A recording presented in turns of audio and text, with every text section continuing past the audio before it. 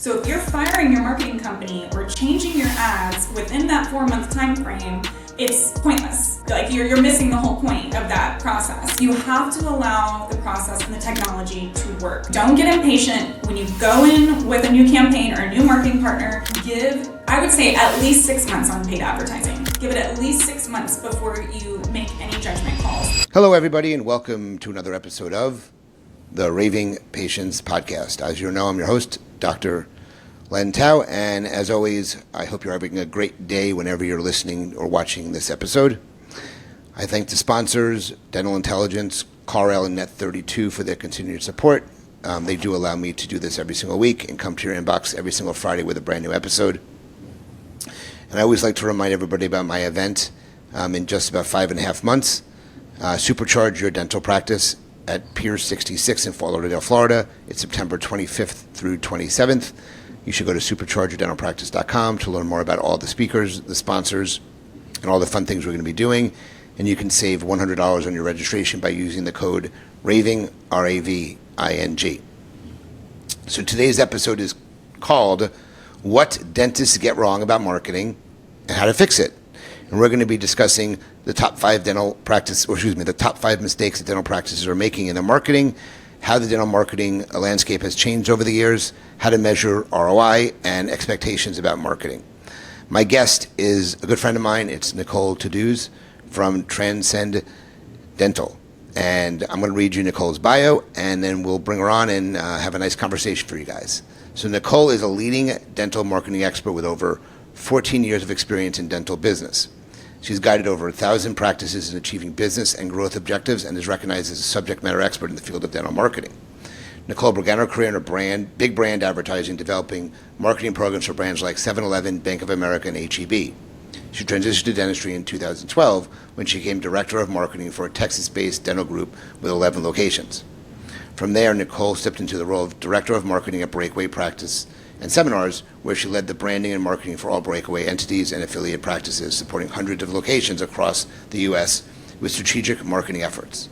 In 2017, Nicole began consulting for practices independently, supporting many practices with marketing and business operations. In 2021, Nicole decided it was time to pioneer a new standard of marketing in the dental industry and launched Transcend Dental, a full-service strategic marketing agency that specializes in building and growing dental practices. Outside of her busy career, Nicole is a mother who has 3 children who she adores. In her personal time, she enjoys traveling, cooking, and fitness. Please welcome to the Raving Patients Podcast my good friend, Nicole Toudouze. Nicole, thank you so much for joining me today. Hey, Len. So glad to be back. Thanks for having me. So before we begin, I know that you are launching your own podcast, which is entirely something that's different. And I know I didn't read it in your bio, but I figured it would be a good opportunity for you to kind of just announce the podcast, what it's about. I know you just started filming a couple episodes, but can you just share a little bit about your new venture in the podcasting? Yeah, I'd love to. Thanks for asking. Shameless plug here. So I am now hosting a podcast called Becoming, a collective of soul-led journeys. It is not about dental, but it will feature a lot of pioneers in the dental space and people who have really exciting and transformational stories to tell. But overall, the guests that I'll have on my show have essentially answered a call of some sort in their lives and gone through a personal or spiritual transformation that led them on that path of becoming the person that holds the life they do today. And so lots of sort of raw, vulnerable conversation and dialogue from real people with real stories about how they got to where they are and what makes them them. Well, that's great. And when does it premiere? When does it launch? So the first episode is going to be live, I believe, the first week of May is the timeline. So coming up soon. We've been very It will be out before this episode launches, so they can still check it out. And I assume it will be on all the podcasting networks?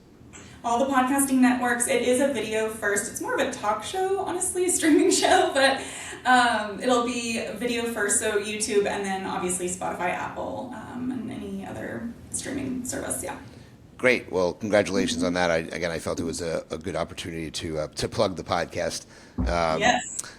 So why don't you jump off by telling the listeners and viewers a little bit about what you do for dental practices. Obviously, you run Transcend Dental, but expand on it just a little bit, and then we'll jump into the content. Yeah. So Transcend, the marketing agency, is a full-service agency that supports practice owners with growth objectives. And so it could be a startup that needs branding and website to kind of launch the practice and get it off the ground, or just an existing practice or group that is looking to scale and grow. So we offer everything you would need for marketing, a marketing program of any kind: branding, website, visual media, everything for patient acquisition, such as digital advertising through PPC ads, search engine optimization, YouTube, meta advertising, and then social media management as well. We also have a next generation analytics platform that's sort of the first of its kind that integrates with the PMS and really gets down to the patient level data of your marketing program, so you have full visibility into your ROI. Got it. All right, so let's jump off the deep end here, and we'll talk about some of these mistakes that dental practices are making in their marketing.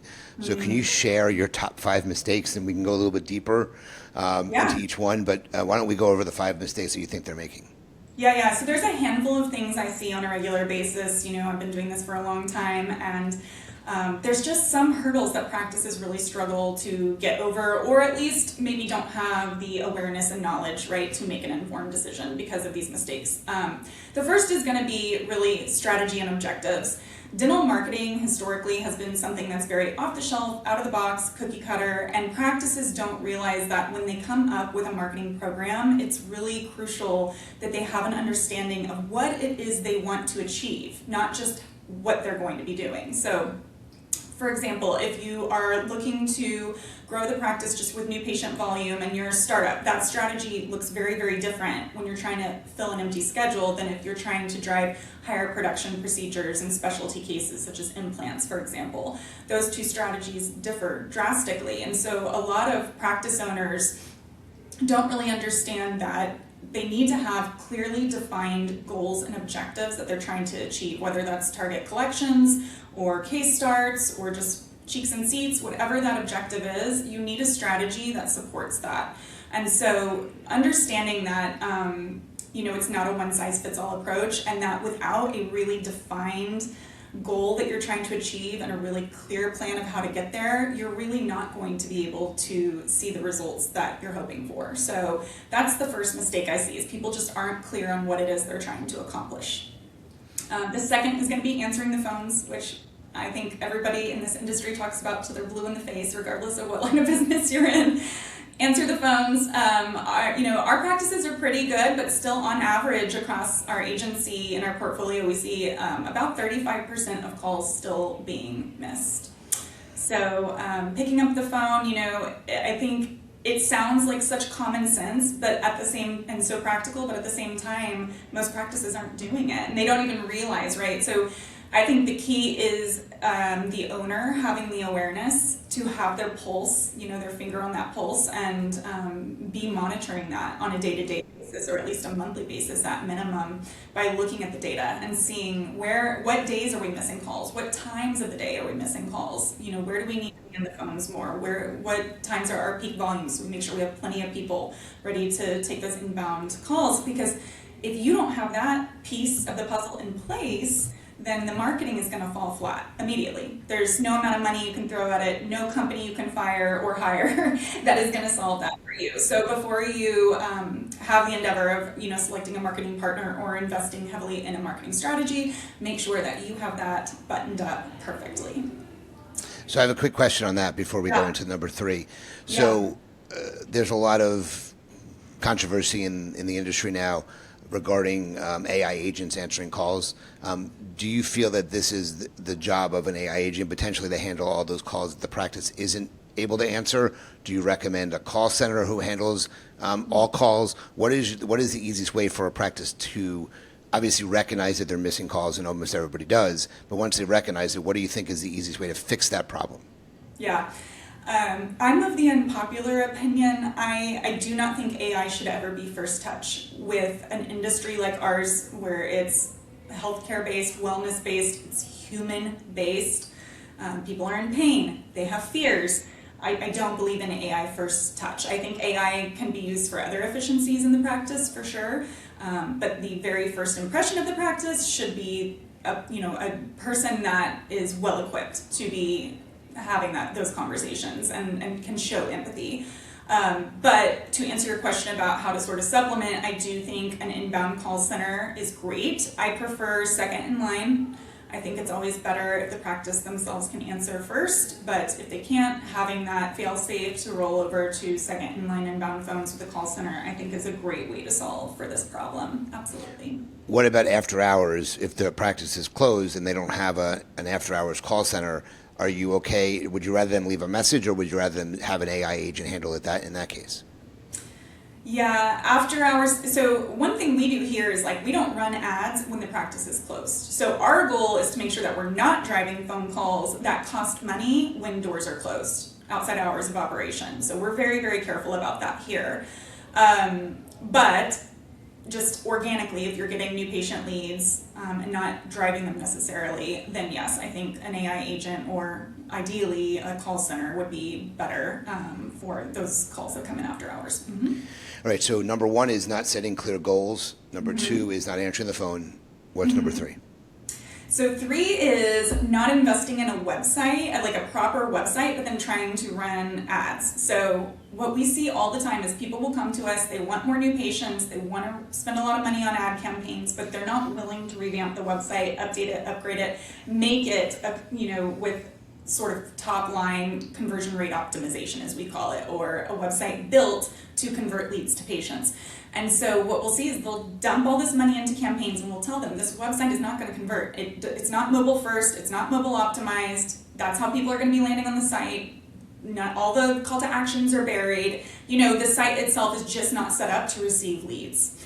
And so what we'll end up seeing is that although maybe the ads are performing really well and the conversion rate's really high, the users are essentially bouncing off the website and not getting on the schedule because they reject the experience that they're being sent to. So it's really important that if you are thinking about investing ad dollars, whether it be on Google, Bing, Meta, wherever, and you're driving users to the website, is the website experience going to be able to do the heavy lifting of getting that patient on the schedule for you? If not, it's not the time to be running ads, or invest in at least upgrading the website, if not redoing it. I think an important consideration, and I see that really as a disconnect quite frequently. Got it. So you need to evaluate your website, go on there, test it, see if it's a good user experience. If the user experience sucks, don't waste money on marketing until you have a better website. Absolutely. Mm-hmm. Mm-hmm. Okay. On a website, just so we don't get too far ahead, any key elements that you recommend practices make sure they have on their website? You want sticky nav on mobile and desktop, so no matter how somebody's using the website, scrolling, where they go, what page they go on, the book an appointment button is right there, so they don't have to go dig for how to schedule. It's just right there. The click to call, the appointment booking is one tap away no matter where they are in the experience. It's going to be really important. Mobile first layout is going to be really important. And then, the other thing is original content. It's sort of what I'm known for. I preach about it nonstop. So making sure that no matter who you use to build your new website, that you are getting original and authentic content. What is your opinion about using programs to schedule appointments without, there's two types of buttons. One is book an appointment and one is request an appointment. The book an appointment button allows a patient to go ahead and book an appointment where they want to be scheduled. The other one is basically a form they fill out, which gets sent to the practice, and the practice has to follow up with the patient in order to get them booked. Do you have a preference? And there's many dentists who have one or the other or both. What is your preference and why? Oh, online scheduling for sure. If you're not offering that at this point, I'm not sure what to say. There's so many great options out there, and they're affordable, and there's no excuse for not offering online scheduling at this point. We do see the majority of prospective patients, they are still going to the phones because they have questions about insurance or fears, and they just need to talk through some of those things, and maybe their scheduling isn't that straightforward, right? So we do still see the majority of patients go through the phones. There's about 30 to 40% that are booking online, and you don't want to miss that audience, because there are people that will literally do anything possible to avoid getting on the phone, especially like the younger generation, Gen Z. They want to schedule online. So you don't want to miss a population of patients or a target audience just because you don't have the method that's convenient for them. Yeah. Yeah, being that I talk to dentists, if as much or if not more than you, one of the and being a dentist, I hear it. Their biggest concern is the lack of the ability to control the schedule. And with the new tools that are out there, they definitely can control things, and they can offer only specific procedures in specific spots. So they're only letting people book where they want them to book. So they now have a lot more control over the schedule than in previous versions of the software that exist. Exactly. Yeah. Okay. So just to recap, 1 is not setting goals. Number 2 is not answering the phone. Number 3 is having a crappy website, and you want to market using that crappy website. What's number 4? So the next one is going to be a realistic marketing budget.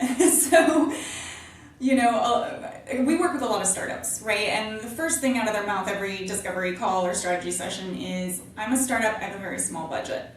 The reality is, if you're starting a business, marketing and branding is a non-negotiable expense. You have to figure out how to fit it into your working capital allocation or your financial plan. Launching a business requires reach, it requires awareness, it requires targeting and acquisition, it requires money spent. And so coming to that understanding and accepting that truth, I think in dentistry we could do a little better about it. Most people, when they come to me, it's like they know they need marketing, they want marketing, but they don't know where the funds are coming from. And the reality is, it's so important. It's like save the equipment upgrades once you get their baseline revenue in. The first and most important thing is that you have a revenue stream coming in, and that is going to come from marketing. So that, coupled with the fact that they'll come to the table with just a really unrealistic budget. So I want to raise some awareness around the paid ads climate right now and how much it's changed during the course of my career. Like 10 years ago, entirely different landscape than what it is right now. And I want to kind of go over why that is. So when a practice comes to me with $1,000 a month in ad spend, specific for Google pay-per-clicks, they're hoping to get 100 patients out of that. And it's unrealistic. I mean, you know this. It's a completely unrealistic goal to set. Because here's what's going on. 1, during the pandemic, PE flooded the DSO market. And so now all these dental groups, emerging groups, even the small groups, have financial backing. And where are they putting all that capital? They're putting it into growth. And that means marketing. And that means ad dollars. So when you go into the auction house, where there maybe used to be 3 to 4 competitors in the auction house in AdWords, now you're seeing 15, right? And of those 15, 10 are DSOs. And they're spending $30,000 a month to your $1,000 a month. There's no way you're getting prioritized in top of page results with that disconnect, right? Not only that, but now we have these large national directories. Healthgrades, ZocDoc, they are buying up all the clicks. So if you search for example, dentist in San Antonio, usually the top of page results is going to be ZocDoc, Healthgrades, like these big conglomerate directories. It's not actually local practices. And so you have to understand, you're not just competing with the other practices on the street. You are competing with giant conglomerates. So understanding like your ad dollars or marketing budget in general need to be directly correlated to how much you want to grow. And so I get asked all the time, what should my marketing budget be? First, I need you to know what it is you're wanting to achieve. What do you want your end of year annual collections to be? And then from there, you reverse engineer the amount you're willing to spend to get there, right? So just having a true understanding of what it takes to move the needle, being prepared to invest, right? On average across the country for a general practice, we're seeing you need at least $1,800 to $2,000 a month, like in a suburban area, for example, to really grow month over month. So understanding that as a baseline, even with a restricted startup budget, that's going to be the baseline. You're looking at $2,000 a month in ad spend on a good day with great variables. So I think it's just a consideration that a lot of practices don't think through when they decide to open. So where do you think that comes from? Do you think it's because many dentists are just not good business people, or do they meet with the wrong advisors when they look to do a startup and they figure out how much money they need to ask for the bank? Because that's a big problem is if you're not building in marketing budget into your initial expenditures, and you're buying all this equipment that you're not going to be able to use unless you have patients in the chair. Mm-hmm. There's definitely a disconnect there. So do you think it's the fact that dentists don't know, they don't understand, they're misinformed, they're not informed, they're going to the wrong people? I'm curious why there is that disconnect, because that's a pretty important part, because you're going to have to spend, you just mentioned a number of $2,000, let's say, $24,000 annually just on that stuff, without considering anything else related to websites or SEO or reviews or anything else. Right. So I'm a little bit, you talked to a lot of startups. I'm a little bit shocked that they don't come understanding that they're going to have to spend money. And if you don't want to spend it, don't open the practice up. Yeah, exactly. That's my sentiment as well. I think, it's important to note right off the bat, the financial institutions want you to allocate a good portion of your working capital towards marketing, and this for startups specific. They know that in order to be successful, you have to market. And so they're going to want to see that. So understand that. Where we run into issues usually is with CPAs. Love my CPAs, but they love to cut marketing first. That's their sort of MO, is like they will scrap the marketing as the line item in the budget before anything else. And I don't always think that is the right advice. So, it obviously depends on, every client is different, but marketing needs to be a priority. It can't be an afterthought, and it can't be sort of this nice to have. It is what it takes to survive right now with the economy the way it is and how competitive dentistry has gotten. You need to prioritize marketing. And so to answer your question, I do think it's a knowledge gap. I don't think people understand truly the importance of marketing. I think because we work in healthcare and practice owners are more clinical minded and practitioner minded versus business minded, they tend to not understand, I think, the value marketing has, and they think of marketing more as this ambiguous, like, unicorn. There are some that are more business savvy and business minded, but for the majority, just use, a different way of thinking. Like, they're not thinking like business people. And so understanding the value marketing has in your business and the key it plays to growth and long-term success is the first, hurdle, I think, to get over. But yeah, definitely a knowledge gap and just a lack of understanding the value and importance. A lot of people think of marketing as like, I'm just burning cash and it's going into the abyss, when in reality, it's a return on investment. You are investing the same way you're investing in staffing and equipment that's going to turn profit for the practice. Marketing will do the same if you have the right partner. Got it. So 2 follow-up questions on that. Yeah. You had mentioned that practices come to you wanting to spend $1,000 and get 100 patients. If the goal of a practice to get 100 new patients a month, how much, I know it may be dependent on geography too, but how much money is a practice going to have to spend to get 100 new patients a month via, we'll call it Google AdWords in this case? Yeah, so on average, it costs anywhere between $100 to $200 to get a general new patient in the door. If you have a good marketing company. If you're seeing over $200 per patient acquisition for general, obviously implants is going to be like $1,000, right?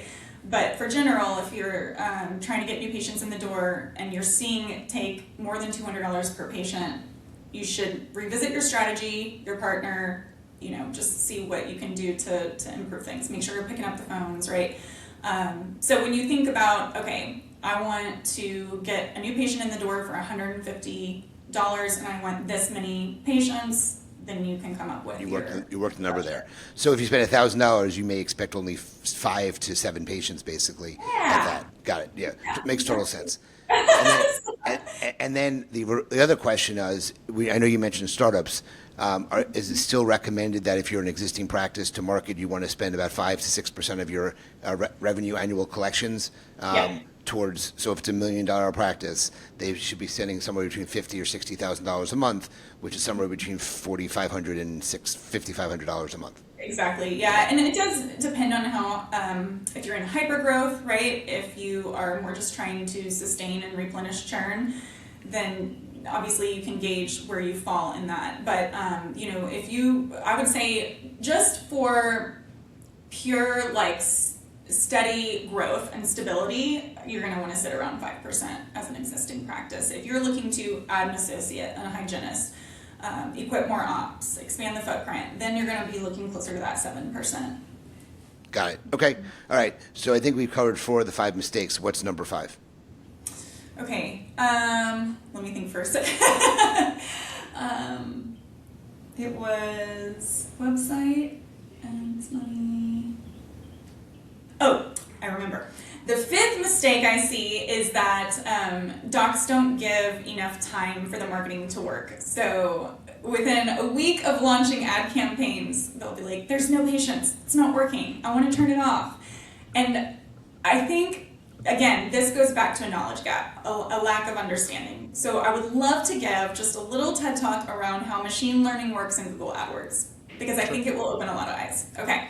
So the Google Ads platform is a machine learning based technology. And what that means is it relies on aggregating data to make informed decisions and then get smarter month over month, right? So when you launch an ad campaign through Google, Google requires you, this is not a marketing partner issue, to go through the learning phase. The learning phase is 3 to 4 months of 4 different phases that you have to move through based on impressions, clicks, conversions, and acquisition, okay? So the first phase is maximize impressions. So the first month, Google's entire goal is to get as many eyeballs on the ads as possible. That's it. Then from there, they're looking at the people that actually engage with the ad, and you move to maximize clicks. So they're trying to get as many people to click as possible. And who are these people that are clicking? We're creating a proxy at this point, okay? Then the third is you move to maximize conversions. Now that people are clicking on the ads, we want to get as many people landing on the website and scheduling as possible. And what do these people look like? Now we have a profile for targeting. And then at the end of the learning phase, you move into what we call target cost per acquisition, where we tell Google, we want every patient to be acquired for $150. So now that it's got this data and it knows who's converting on the ads and it can profile these users, it can take that knowledge and maximize your budget and get you as much bang for your buck as possible. So if you're firing your marketing company or changing your ads within that 4-month time frame, it's pointless. Like you're missing the whole point of that process. You have to allow the process and the technology to work. Don't get impatient when you go in with a new campaign or a new marketing partner. I would say at least 6 months on paid advertising. Give it at least 6 months before you make any judgment calls. And the other thing I know we said 5, but I'm going to throw an extra mistake in there. Not tracking your marketing performance. And I don't mean patient self-sourcing or verbal sourcing. I mean technologically through digital pixel tracking, through call tracking, through tag manager.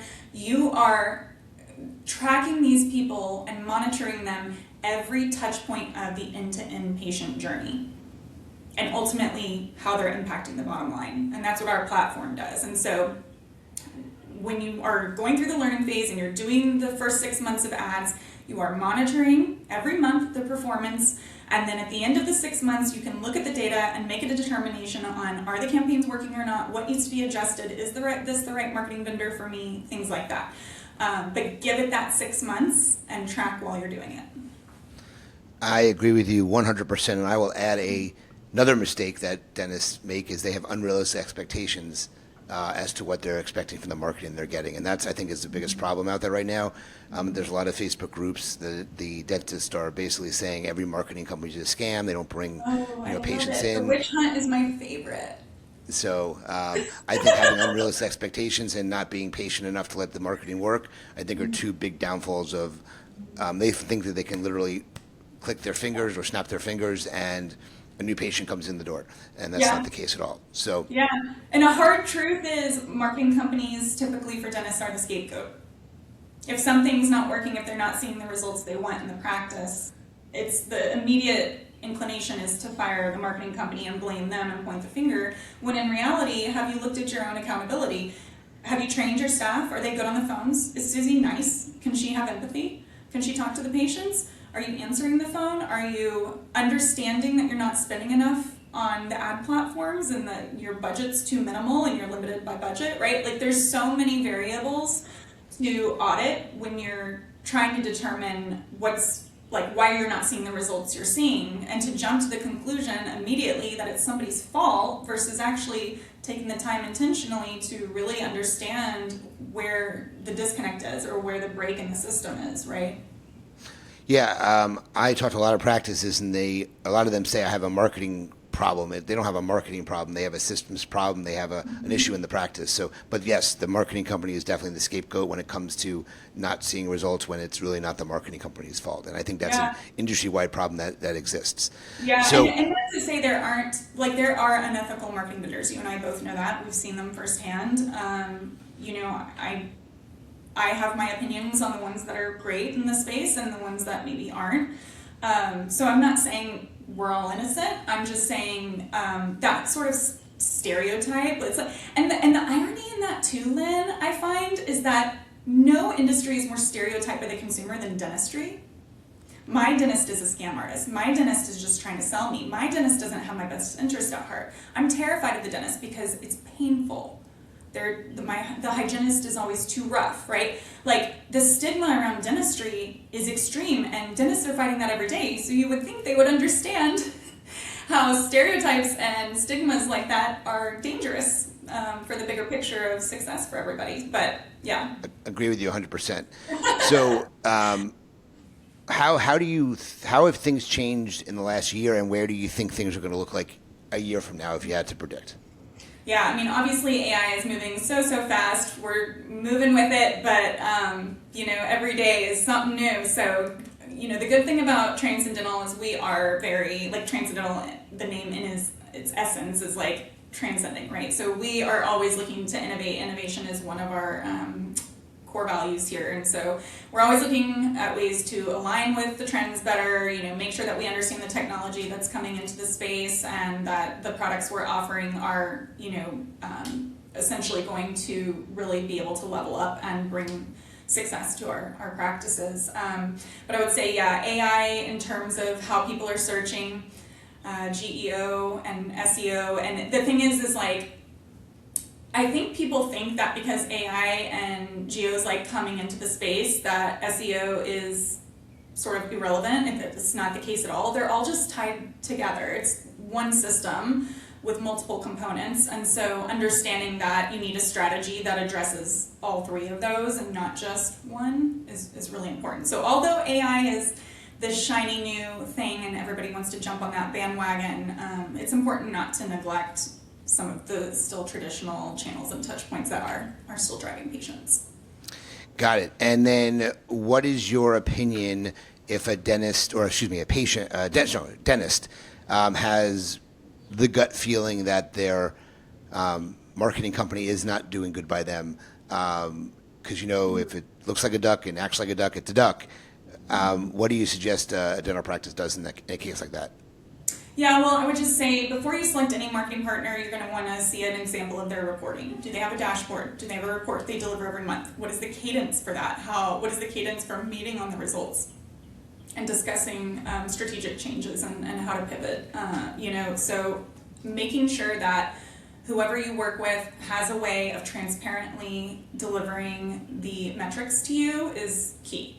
Once you have that person, although they are responsible for delivering that data, it's like we have this great fancy dashboard and the majority of our clients aren't logging in. Yet they're still emailing going, what's going on? What's going on? It's like, it's all there at your fingertips. It's up to you to empower yourself to go get the data, right? It's all there. And so being more data minded, more metrics minded, and being able to hold yourself accountable to keeping your pulse on the marketing performance alongside the marketing company is how you can be your best advocate. And so if you feel like the marketing results aren't there, I would first ask your vendor, essentially, how will I transparently know how the marketing is performing? What is the best way for me to get an understanding of my return on investment? If they can't answer that or provide that hard, concrete evidence to you, then they're not the partner for you. Because at this point, with the level of technology and tracking abilities we have, there's no reason why any marketing vendor of any size can't provide that to you. So go ahead and jump ship if that's not happening. And then two, if you are getting the reporting and you're not seeing the results you want, going to them and saying, look, here's what I'm seeing in my reporting, here's where I want to be, please come up with a strategy to get me there and present that to me. If they can't do that, or they're not willing to at least do an audit to see what could be done differently, then they're not looking to grow with you. Time to cut bait then too. So we used a lot of our time up, and we're actually out of time. So we're going to skip the lightning round Q&A, which is good. We covered it with a lot of content. If somebody's listening to this and they want to connect with you to learn more about how you can help their practice or evaluate what they're currently doing, what's the best way they can reach out? How can they contact you? And I think you have an offer for the listeners of the Raving Patients Podcast. So can you share that information? Yeah, so first, you can learn more about us by going to transcendentalagency.com. Please also follow us on Instagram or Facebook at Transcendental Agency. We post all kinds of advice like this every day. So it's a great way, even if you're not looking for a marketing partner, just to get your bearings and the trends and stuff that's happening in dental practice business and growth, and learn more about our work and what we do here in the team. And then we are doing an offer right now for $500 credit off any service, and that will go through the summer, so through the end of July. You can take advantage of that offer, and that applies to, like I said, any service, as long as you do it through the summer. And make sure they let you know that they heard about you through my podcast. Please mention my friend Len. Awesome. Well, this was great. Really great information. I'm glad we had a nice conversation around this. This is a big topic nowadays, so I think we informed the conversation very well, put it that way. If you're listening to this podcast and think you may want to reach out to Nicole, she shared the website and the way to contact them and mention the $500 off. That's a bonus.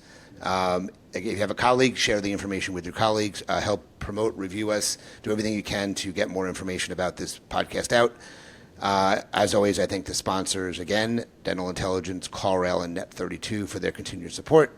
And also, please check out my event, Supercharge Your Dental Practice. Nicole will be there. But Supercharge Your Dental Practice, you can go to superchargeyourdentalpractice.com, September 25th through 27th in Fort Lauderdale at Pier 66. This is an event you do not want to miss.